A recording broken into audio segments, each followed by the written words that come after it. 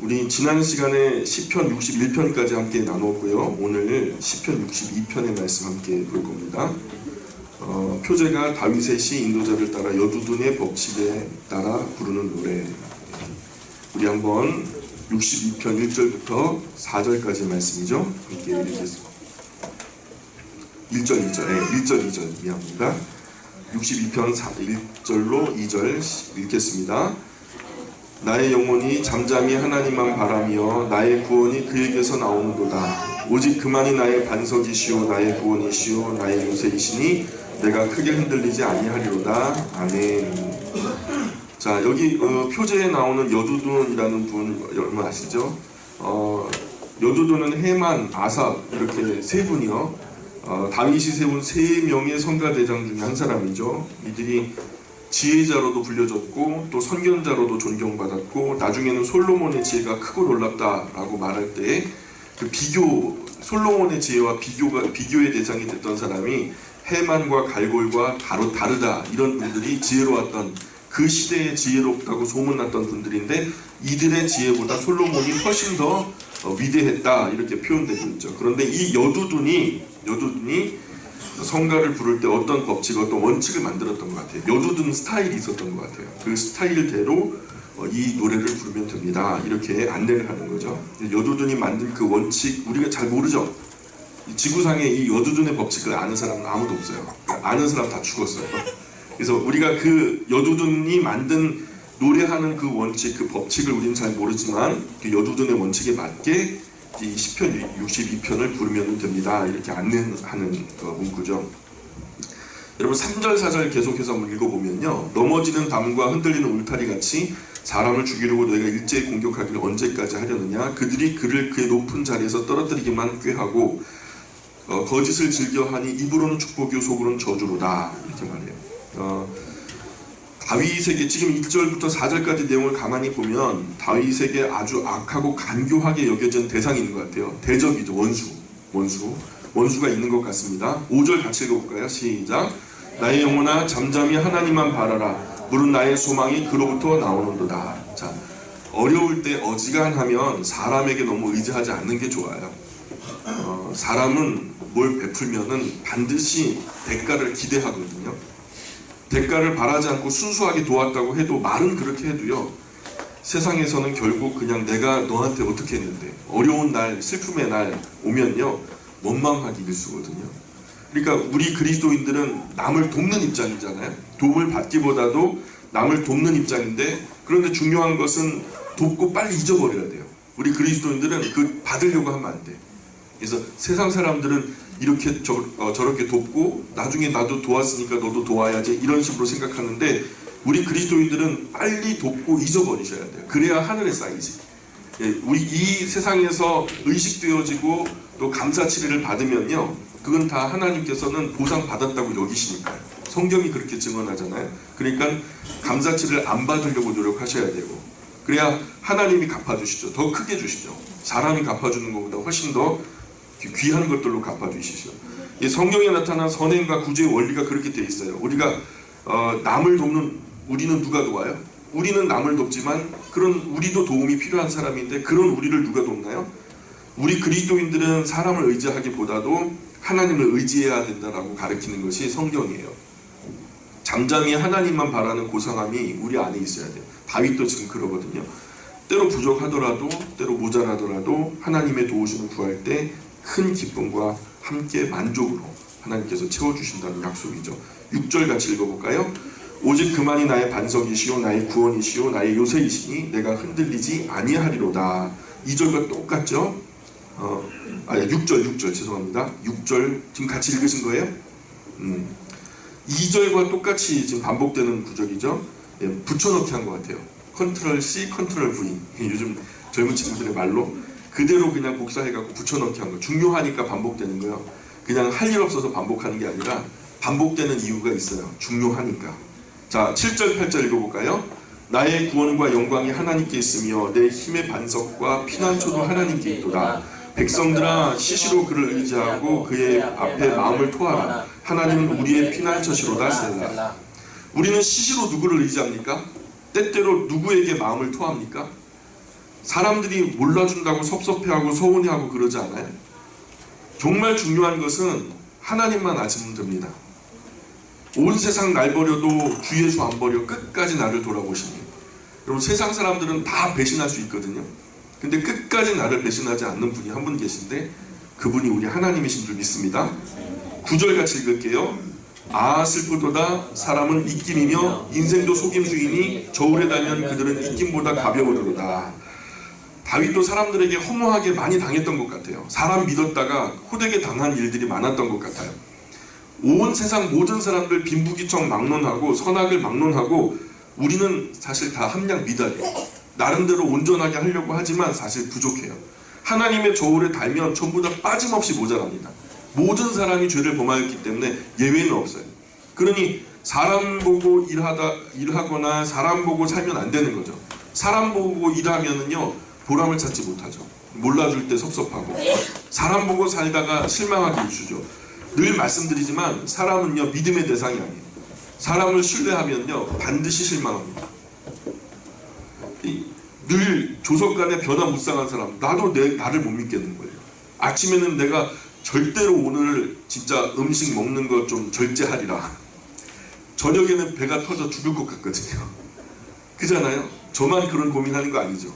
오늘은 내가 제대로 한번 절제해보리라. 그런데 저녁에는 그렇지 않잖아요. 조석간에 변화무쌍한 것이 사람이에요. 믿음의 대상이 아닙니다. 나조차도 믿으면 안 돼요. 사람은 사랑과 섬김과 희생의 대상이죠. 사람은 변하니까요. 믿을 수 있는 존재는 어떻게 되냐면 믿어야 할 존재는 변하면 안 되잖아요. 그래서 우리가 그것에 의지했다 그것이 허물어지면 우리도 죽는걸요. 그러니까 우리가 믿어야 할 대상은요 변치 않는 존재여야 해요. 그러니까 오직 믿음의 대상은 변치 않으시는 세상 온 우주에 변치 않으시는 분이 딱 그런 인격체가 딱 한 분 계신데 그분이 여호와 하나님이신 줄 믿습니다. 우리가 마땅히 신뢰해야 할 분이 있다면 믿어야 할 분이 있다면 딱 한 분 여호와 하나님밖에 없는 줄 믿습니다. 자, 그런데 오늘 이스라엘은 한때 강대국을 의지하려고 했죠. 애굽으로 남쪽에 있는 강대국이었던 애굽을 의지하려고 하고 또 북쪽에 있었던 강대국 아수르를 의지하려고 하고 그래서 하나님은 애굽은 갈대지팡이다. 예, 애굽은 갈대지팡이다. 여러분 갈대지팡이 가지고 이렇게 가다가 산에서 그냥 크게 실족을 했어요. 그럼 갈대지팡이에다가 체중을 실으면 어떻게 돼요? 잘 버티죠? 갈대지팡이를 못 짚어주셔서 모를 거예요. 갈대지팡이를 짚으면 뚝 꺾어져요. 그거는 힘을 받지 못해요. 마치 강대국들이 그렇다라는 거예요. 사람만큼이나 강대국들도 변화무쌍해요. 어제의 실세가 오늘에는요 별로 의미가 없는 사람들이 되거든요. 미국이 언제까지 미국입니까? 과거 중국이 막 중원을 평정하고 지금 다시 실세로 일어나지만은 여러분 이게요 늘 돌고 돌아요. 사람도 또는 강대국도 너무 의지하면 안 된다는 것이 성경의 가르침이고요. 그런 것들은 입김보다 가벼운 존재라고 가르치고 있죠. 10절 같이 읽어볼까요? 시작. 포악을 의지하지 말며 탈취한 것으로 허망하여지지 말며 재물이 늘어도 거기에 마음을 두지 말지어다. 그러니까 힘이나 권력이나 물질이나 대단한 빽이 있다고 거기에 의지하면 안 돼요. 어제보다 조금 형편이 나아졌다고 거기에 의지하면 안 돼요. 그런 불법한 배경으로 큰 이익을 얻었다고 해서 우리가 우리 분량보다도 훨씬 더 전에는 우리가 열만큼 일하면 열만큼 얻었는데 이제 어떻게 하다 보니까 열만큼 일했는데 100이 들어오고 1000이 들어와요. 자, 그런데 여러분 그런 배경으로 큰 이익을 얻었다고 해도 너무 좋아하거나 너무 부러워하지 말라는 거예요. 내 주변의 사람이 그렇게 많이 부유하게 됐다고 해서 부러워하지 말라는 거예요. 돈이 없는 것보다 있는 것이 더 나았죠. 편할지 모르죠. 그러나 정말 우리가 어려울 때 구원해 주는 것은 돈이 아니에요. 그것이 우리를 건져주지 못해요. 11절 12절 한번 볼까요? 11절 12절 시작. 하나님이 한두 번 하신 말씀을 내가 들었나니 권능은 하나님께 속하였다 하셨도다. 주여 인자함은 주께 속하오니 주께서 각 사람이 행한 대로 갚으심이니이다. 예, 최종적인 힘과 권세와 능력은 다 하나님의 것인 줄 믿습니다.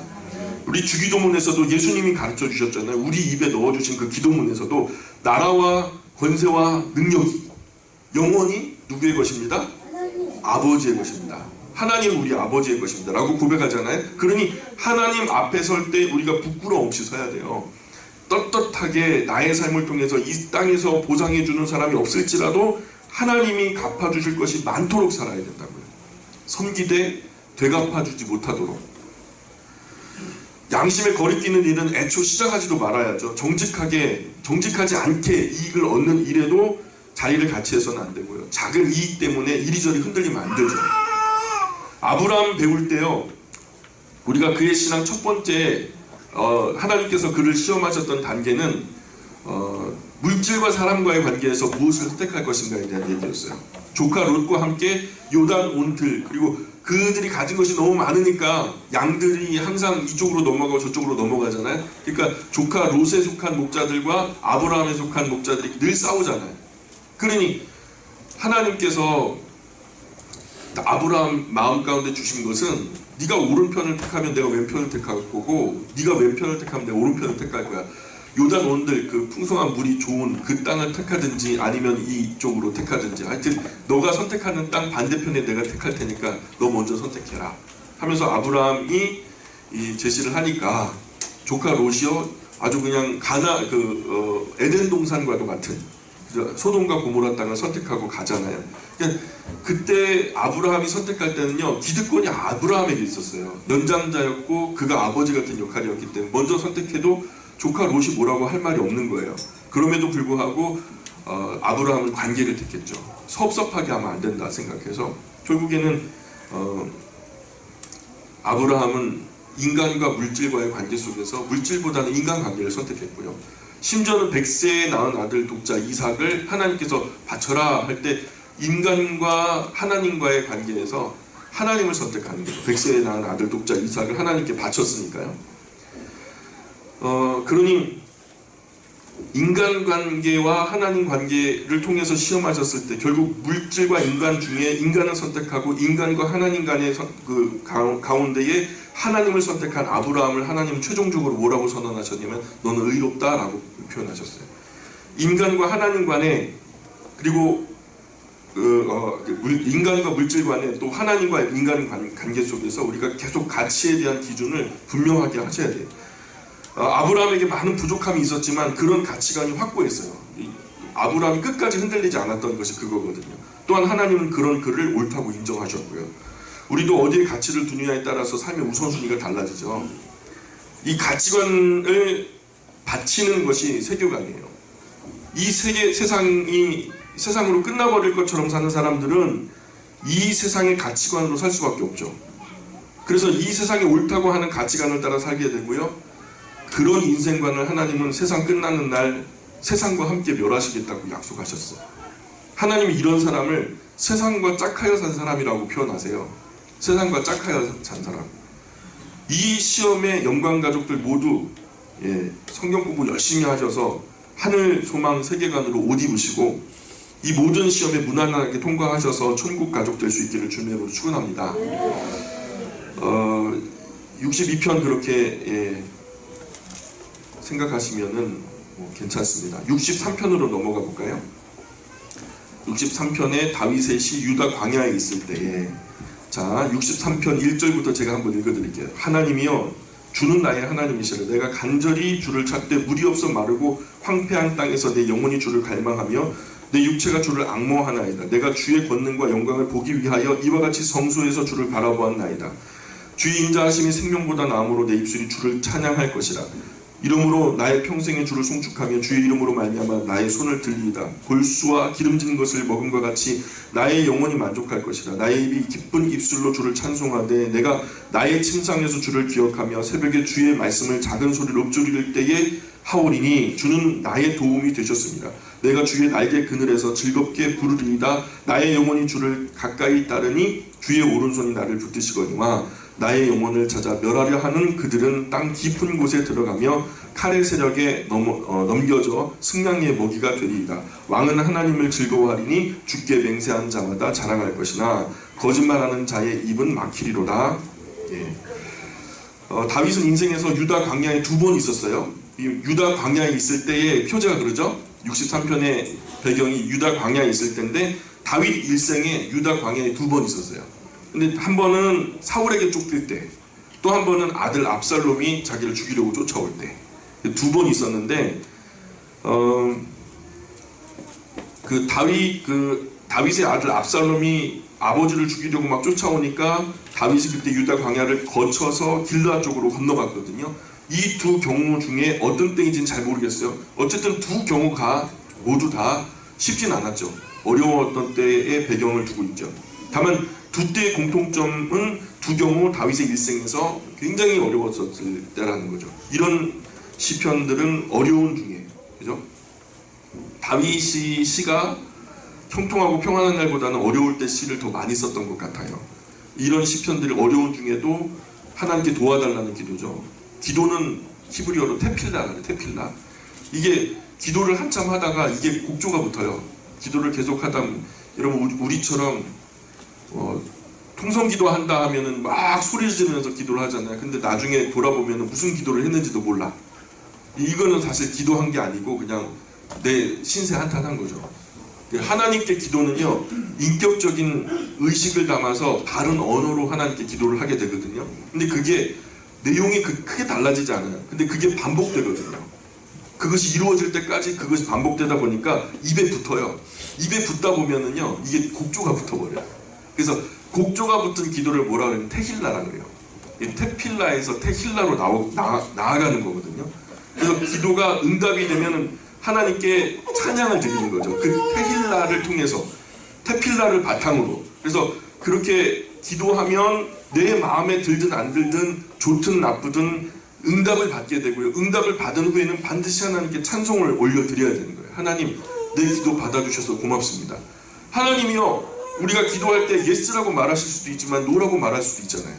근데 어쨌든 좌우당간 하나님이 응답하신 것에 대해서 우리가 감사의 찬송을 올려야 되는 거죠. 그래서 다윗의 기도는 지극히 개인적이고요, 구체적이에요. 그 기도만 봐도 그가 어떤 정황이 있는지를 쉽게 추측할 수 있을 정도로 구체적이에요. 기도문으로 또 기록이 돼 있죠. 우리가 그때 당시 벌써 정말 엄청나게 오래된 그 기록인데도 불구하고 이게 기록되었기 때문에 다윗의 정서가 지금 오늘 우리가 읽을 수 있는 거 아니겠어요? 거기에 또 곡을 붙이고 연주를 하고 또 노래를 합니다.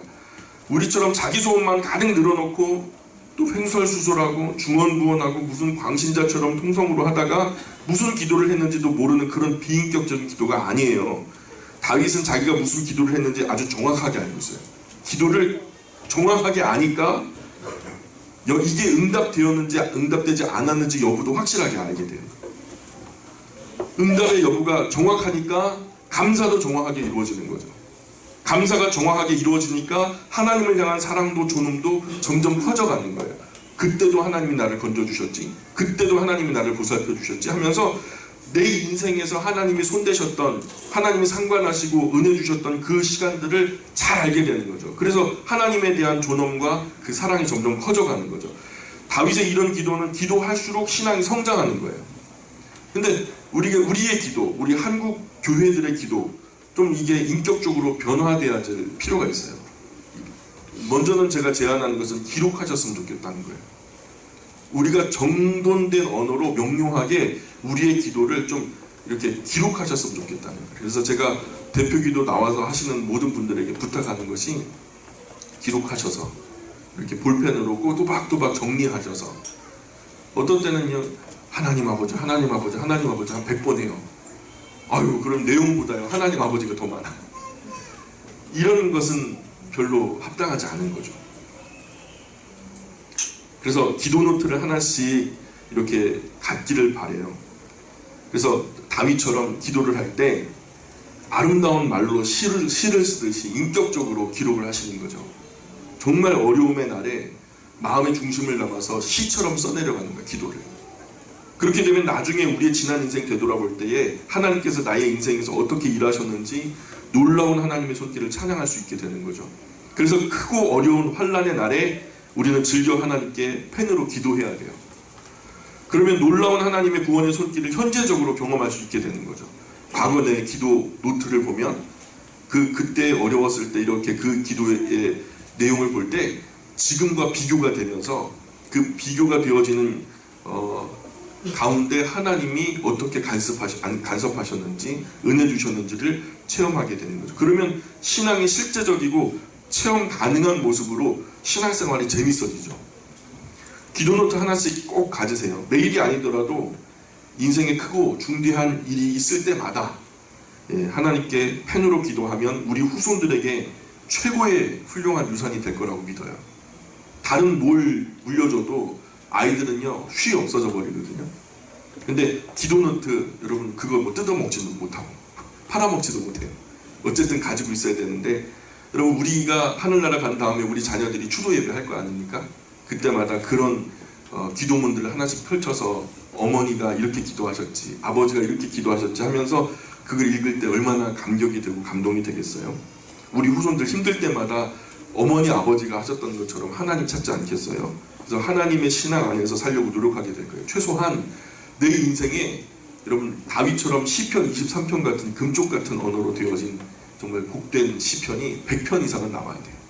그래서 그 아이들이 여러분 그것이 우리 후손들이 이제 책으로 엮어가지고 손에 들고서 추도 예배 드릴 때마다 오늘은 어디 읽자 하면서 같이 읽을 수 있는 좋은 교훈이 되었으면 좋겠어요. 우리가 정말 사랑하는 사람에게 아름다운 문장으로 연애를 쓰잖아요. 연애 편지를 쓰잖아요. 그죠?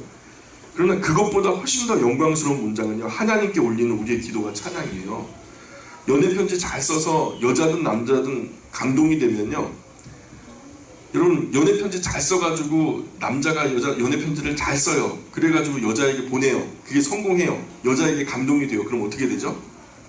여자를 얻는 거죠. 그죠? 지훈 형제처럼. 예? 아주 어여쁜 신부를 맞이하는 거예요. 그래서 멋진 아내와 예쁜 아내와 멋진 남편과 일평생 살게 되는 거예요. 연애 편지 잘 쓰면요 평생 행복해요. 근데 기도 편지 잘 쓰면요 하나님이 감동하시잖아요. 그럼 평생 잘 살고 행복한 게 아니라 영원히 잘 살고 행복해요. 아멘 합시다.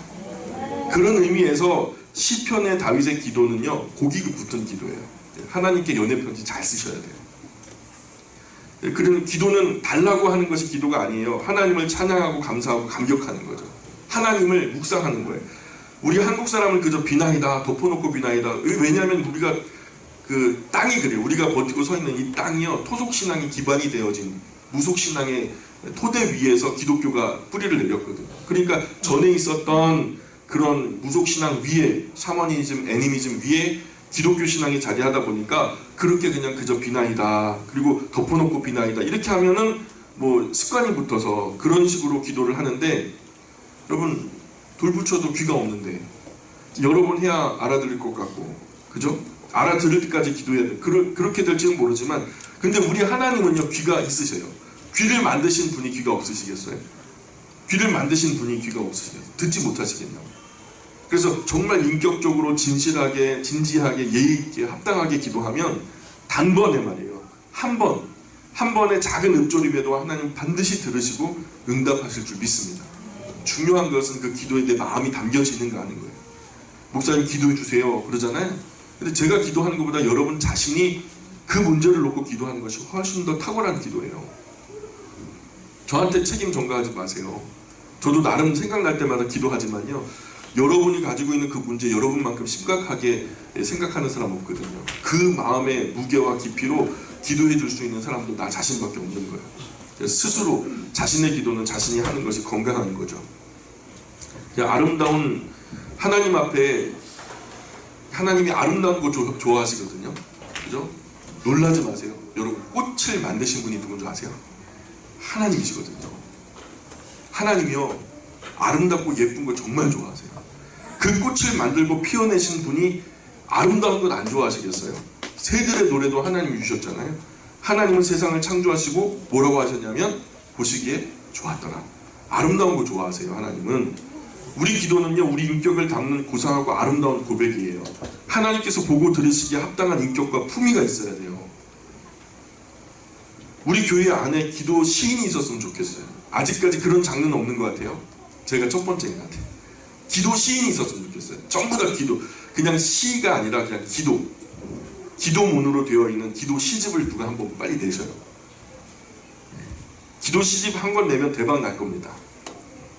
돈은 못 벌어도 하나님께 점수 크게 딸 거예요. 우리가 시편을 많이 읽으면 우리 언어와 감정, 행동이 순화되고요. 감사의 눈이 점점점 커지고 또 신앙은 성장하게 될 줄 믿습니다. 하나님 앞에서 아름다운 신앙 고백할 수 있게 되죠. 최고의 찬양을 드릴 수 있게 돼요. 인격적으로도 탁월해지고요. 시편 묵상은 그래요. 그렇게 우리가 성실하게 시편을 읽어야 돼요. 64편으로 건너갈까요? 64편. 다윗의 시 인도자를 따라 부르는 노래라고 이렇게 표제가 되어 있고요. 1절 2절 한번 읽어보겠습니다. 시작. 하나님이여 내가 근심하는 소리를 들으시고 원수의 두려움에서 나의 생명을 벗어나소서. 주는 악을 꾀하는 자들의 음모에서 나를 숨겨주시고 악을 행하는 자들의 수동에서 나를 감추어 주소서. 64편에는요 다윗의 신앙이 잘 담겨 있어요. 다윗이 살던 시절 누군가 성경을 가르쳐 주거나 우리처럼 정기적으로 예배를 드리거나 뭐 예배를 통해서 설교를 듣거나 체계적으로 신앙을 지도해 주거나 성경 강좌를 해주거나 이런 사람이 없었어요. 그런데도 다윗은 아주 어려서부터 하나님을 의지하는 그 마음이 탁월했어요. 곰곰이 생각해 보면 어떤 의미로는요 믿음이 모두의 것이 아닌 것이 맞는 말인 것 같아요. 뭐 오늘날의 구원파는 모두 구원받았다라고 말하는데 너 구원받았네, 나 구원받았네, 모두 구원받았네 그러는데요. 성경은 절대로 그것을 지지하지 않거든요. 구원받은 사람은요 제한도 있어요. 그래서 우리 성경대로 믿자면 제한 구원론이 맞아요. 예수님을 구주와 주님을 영접하고 내 마음에 하나님의 그 거룩하신 계획을 받아들이는 사람들, 신앙을 온전하게 고백하는 사람들에게 하나님께서는요 그 말씀대로 충성되고 성실하게 사는 사람들에게 구원을 허락하시죠. 아무나 구원받는 거 아니에요. 그것을 믿음이라고 하는데 그럼 그 믿음은 모두의 것이 아니에요. 믿음은 우리 안에서 생겨나는 것이 아니라 하나님이 우리에게 주시는 선물이죠. 확실히 그래요. 오늘 우리가 읽었던 1절 2절 보니까 다윗이 아무리 견고한 믿음을 가졌다고 해도 원수들이 자기 면전에서 비밀을 꿰내는 거예요. 그러니까 내 앞에서 나를 갖다가 죽이기 위해서 사람들이 수근수근거리면서 모략을 꾸민다고 생각해 보세요. 자기를 죽이려고 속닥속닥거리는 거예요. 다윗 앞에서. 다윗은 그들에게 무방비로 너무 불리하게 완전히 노출되어 있으니까 두려운 거예요. 그들 앞에 생명 보존되기를 하나님께 기도합니다. 저 사람들이 나를 죽이려고 모략하고 내 앞에서 수근수근 되는데요. 하나님 나를 좀 살려주세요. 그러는 거죠. 원수들이 욱하는 마음으로 다윗을 죽이려는 게 아니에요. 갑자기 그냥 감정이 치받아가지고 이걸 죽여? 이렇게 되는 게 아니에요. 지금 이 사람들이 죽이려고 하는 것은요 상당히 계획적이에요.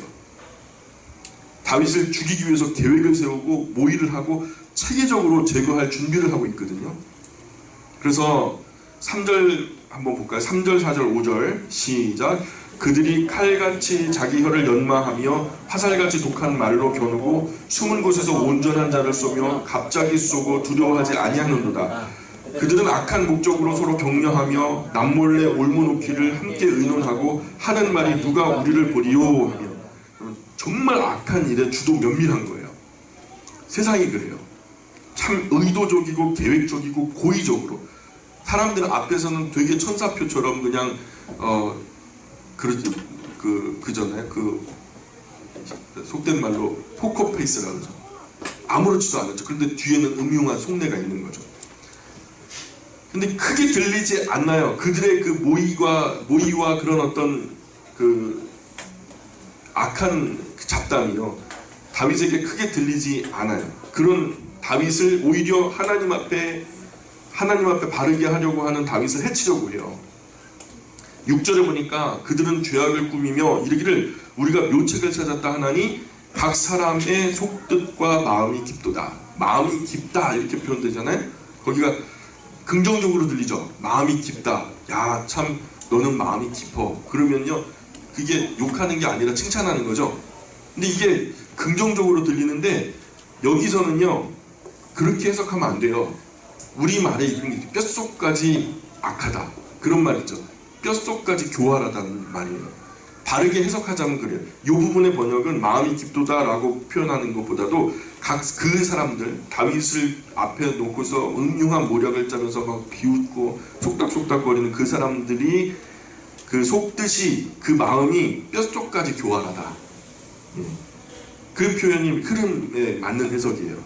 그런 뼛속까지 주도 면밀한 교활함으로 숨어서 다윗에게 창이나 칼이나 화살로 쏘려고 하는 거죠.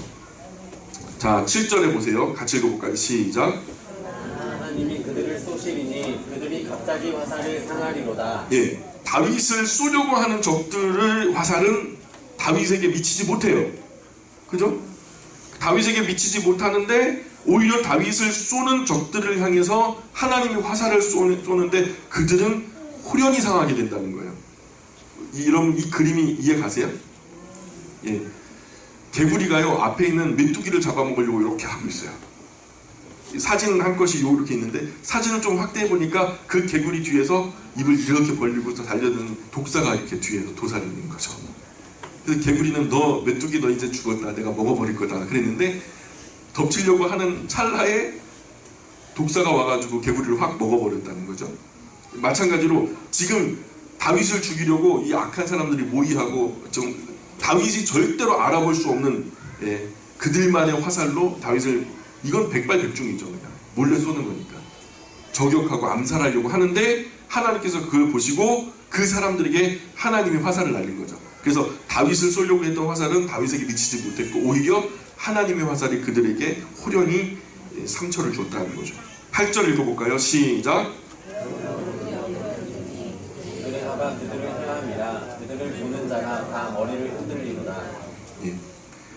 그러니까 지금 적들의 칼과 화살이 진짜 칼과 화살이 아니라 다윗의 원수들의 거짓말과 교활한 모략으로 이루어진 올무, 그것을 다윗은 자신을 향한 칼과 화살로 본 거죠.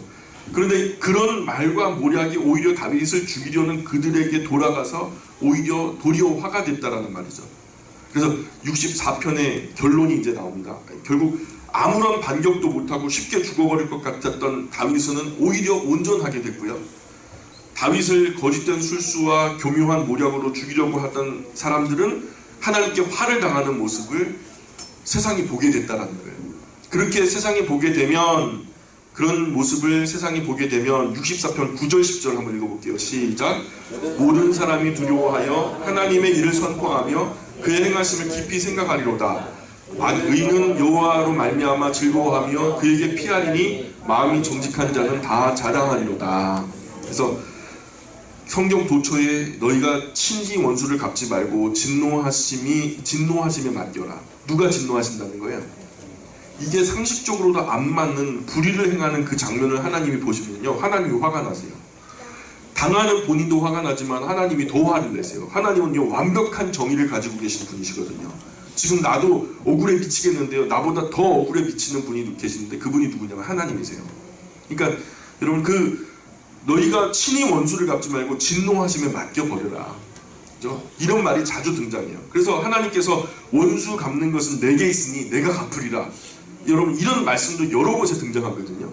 그러니 우리 그리스도인들은 조금 억울해도 그냥 묵묵히 입을 닫고 참는 게 지혜일 때가 많아요. 우리가 섣불리 복수하려고 달려들면요 그게 부작용이 굉장히 커요. 하나님께서 신원하실 거예요. 하나님께서 신원하실 거예요. 그러면요 인간이 복수하는 것보다 훨씬 더 무섭고 완전한 심판이 있어요. 그건 후유증도 없어요. 그리고 우리가 보복하지 않아도 하나님께서 보시고 보복해야 될 만하다 여기시면 하나님께서 직접 일하실 거예요. 그런데 우리가 보복할 일이 아닌데 보복을 해서 실수를 하잖아요. 그러면 스스로 우리가 올무에 걸리는 꼴이 되거든요.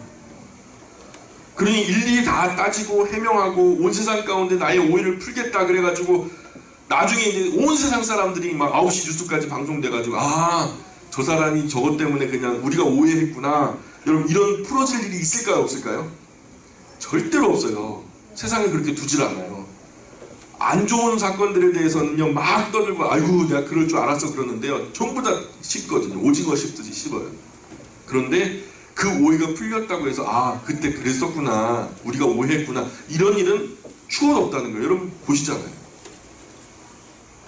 그래서 우리가 잘못 생각했구나, 우리를 둘러싼 사람들이 다 하나같이 우리가 오해했구나, 여러분 이렇게 인정받겠다는 그런 모습은요 그리스도인으로서 별로 아름답지 않은 모습인 것 같아요. 우리는 왜 할 말이 없어요? 우리도 할 말이 있잖아요. 우리도 사람인데 입이 없어요, 생각이 없어요. 그러나 답답한 가슴 가라앉히고 참고 차분하게 유치원 아이에게 설명하듯이 차근차근 설명을 해줘도 알아들을 귀가 없는 사람들이 이 시대에 얼마나 많은지 몰라요. 10명 중에 9명은요 들으려고 하는 귀가 없어요. 듣는 귀가 있는 것이 복이에요. 예수님께서 말씀하셨잖아요. 너가 들을 귀가 있으므로 복되도다 그러잖아요. 듣는 귀가 없는 거예요. 아무리 옳은 말을 하고 이 오해를 확실하게 풀고 시시비비를 가려내도요, 자기 욕심과 욕망에 치우쳐서 그렇게 치부해버린 이상 그것을 풀려고 하지 않는 거예요. 이 시대가 풀려고 하지 않는도다 라는 말씀도 성경에 나오거든요. 그러니까 자기 욕심과 욕망과 악한 것들이 그 안에 가득 차서 그냥 전혀 듣지를 못하는 거예요. 예수님 그렇게 안 하셨어요. 예수님은 어떻게 하셨어요? 바리새인과 사두개인 상대하면서 여러 번 설명하려고 애를 쓰잖아요. 야, 그게 아니라 내가 이 하나님 말씀이 수여하신 당사자가 예수님이잖아요. 하나님 본체시잖아요. 예수님 율법의 당사자로 오신 거 아닙니까? 그런 예수님이 오해하는 바리새인들과 사두개인들 상대해서 여러 번 쉬운 말로 마치 유치원생 아이에게 설명하듯이 차근차근 설명을 하려고 애를 쓰셨어요. 그런데 예수님의 결론은 뭐예요? 못 들어먹는다는 거예요. 아유, 답답해. 못 들어먹는다는 거예요. 그러니까 예수님께서 뭐라고 그래요? 들을 귀가 있는 사람이 듣는 것이지 못 듣는 사람은 아무리 설명해도 듣지를 못한다는 거예요. 그래서 예수님의 결론은 들을 귀 있는 자가 복된 거다, 이렇게 결론을 내신 거예요. 그래서 우리가 때때로 억울하고 답답하고 부하가 치밀 때가 많죠. 여러분 그런 경우 있어요, 없어요? 저만 그런가 봐요. 성격이 못 돼가지고. 그럴 때 있어요. 막 억울하고 막 부하가 치밀고 잠도 안 오고. 그러나 그런 경우마다 어떻게 다 일일이 억울한 걸 다 따질 수 있겠어요? 절대로 그렇게 안 돼요. 그거 다 풀고 갈 수가 없어요. 그러니 정말 억울하고 더 이상 우리 힘으로 어떻게 할 수가 없을 때 이렇게 하면 좋겠어요. 따라해 보실까요? 다 하나님께서 갚아주실 거야. 다 그 하나로 한번 말해볼까요? 다 하나님께서 갚아주실 거야. 시작. 예, 여러분 만일 그런데도 안 갚아주시면 우리도 내 편한 대로 잘못 알아들었거나 잘못한 것이 있을 수도 있는 거예요. 우리도 실수할 수 있잖아요. 그리고 우리가 생각하는 것이 100% 다 맞는 거 아니잖아요. 우리가 틀릴 수도 있거든요. 그래서 하나님이 다 갚아주실 거야 라는 믿음 가지고 가시면서 하나님이 시시비비 잘 가르쳐서 우리보다 더 정확하게 판단하시겠죠. 우리가 틀리게 생각할 수도 있어요. 오해할 수도 있는 거거든요. 그러니 그리스도인은 조금 억울하고 손해 조금 봐도 하나님 생각하면서 참는 것이 아름답다라는 거예요. 이것이 처음 교회 믿음의 선배들이 취했던 자세였거든요. 베드로, 세례 요한, 바울, 스데반, 사도 요한, 야고보 등등 얼마나 억울했겠어요.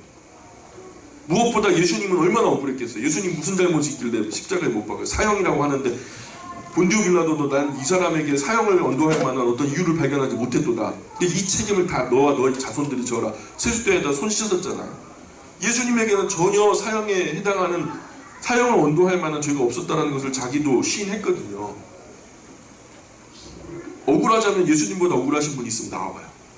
우린 태어나면서도 죄를 안고 태어난 사람들이기 때문에 억울할 일도 없어요. 어차피 죽어질 거. 예수님 때문에 다시 산 사람들인 우리는요, 감사할 것밖에 없는 거죠. 근데 예수님은 얼마나 억울하겠어요. 자기 죄도 아닌데 다 어깨에 짊어지고 그 죄 지은 당사자들이 자기를 갖다 십자가에 못 박아 죽이니까. 그러니까 우리가 참 아무 죄가 없으신 예수님은 일말의 반론을 하거나 억울하다는 말씀도 없이 도살장으로 끌려가는 어린 양처럼 묵묵히 십자가에서 우리를 위해서 오르시지 않았어요? 우리도 예수님처럼 성숙한 모습으로 억울하고 분노가 치미는 시기를 잘 이겨냈으면 좋겠어요. 예. 베드로는 당시 그리스도인들에게 우리는 좋은 일을 하고 욕먹기 위해 선택된 사람들이다 이렇게 말해요. 좋은 일을 하고 욕먹는다는 거죠. 남들에게 선한 일을 하고도 욕먹는 게 우리 그리스도인들이 원래 2000년 가까이 그렇게 살아왔어요. 우리가 열심히 해가지고 땀 흘리고 정말 피 흘리고 노력해서 정말 어려운 사람들 잘 일으키고 잘 살게 하고 건강하게 만들어 놓으면요, 그렇게 살아난 사람들이 자기를 살려준 사람들을 욕하는 거예요. 얼마나 많아요 그런 일들이. 원래 그런 일을 하기 위해서 우리가 태어난 사람들이에요. 그 정도의 여유를 갖고 세상을 대했다라는 거예요, 초대교회 사람들이. 그래 실컷 얻어맞고 기쁨이 충만해서 공의 앞을 떠났다고 베드로가 그러잖아요. 선한 일 열심히 하고 너 영혼 살리려고 너 영혼 살리려고 예수님의 복음 전했는데 그 앞에 실컷 두드려 맞고서 두드려 맞는 것이 오히려 기뻐서 기쁨 가운데 그 공회를 떠났다라고 성경 기록하거든요. 무엇보다도 예수님의 말씀은 이래 말해요. 의를 위하여 핍박을 받는 사람은 복이 있다. 의를 위하여 핍박을 받는 사람은 복이 있다. 하나님이 갚아주실 거예요.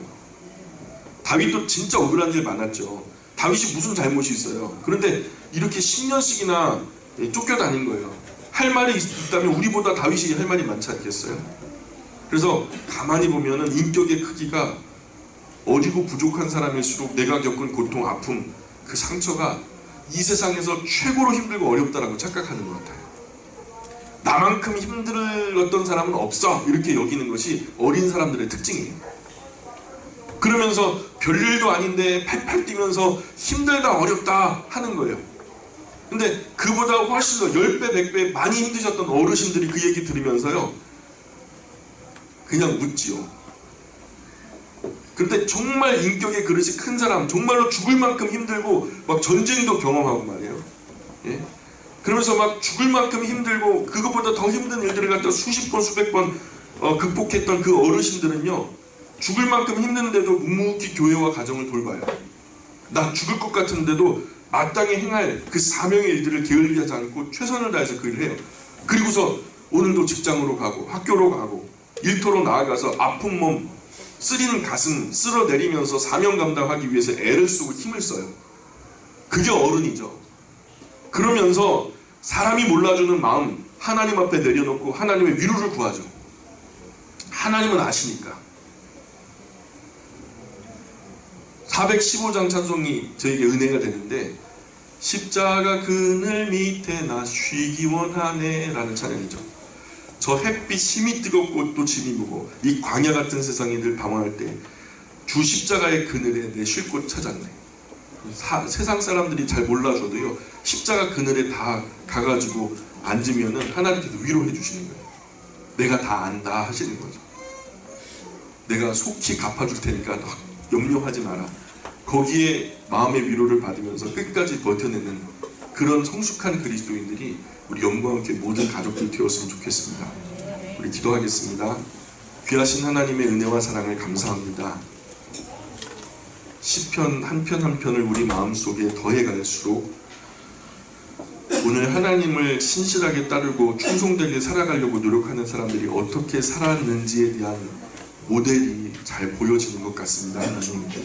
하나님 우리가 이 시편을 사사로이 여길 것이 아니라 성숙한 믿음의 사람 다윗이 또 성숙한 믿음의 사람들이 어떻게 고난의 날을 극복하는지 그 고난 깊은 곳에서도 얼마나 아름다운 황금과도 같은 시어들로 하나님을 찬송하고 그 사랑을 노래하는지 하나님 우리가 배울 수 있기를 원합니다.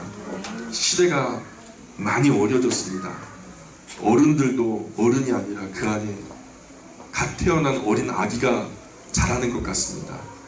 사람들을 배려할 줄 모르고 또 이해하려고도 하지 않고 다 자기 눈으로 세상을 판단할 뿐입니다. 주님, 이런 시절에도 어른이 필요합니다. 하나님, 우리 영광교회에 속한 사랑하는 가족들이 이 시대의 어른이 되게 하여 주옵소서. 가장 큰 어른을 모시는 성숙한 어른이 되어서 시대의 아름다운 모델이 되게 도와주시고 주변에 둘러싼 많은 사람들에게 거룩한 영향력이 될 수 있도록 은혜 내려 주옵소서. 감사와 찬송을 하나님께 올립니다. 예수님의 이름으로 기도합니다. 아멘.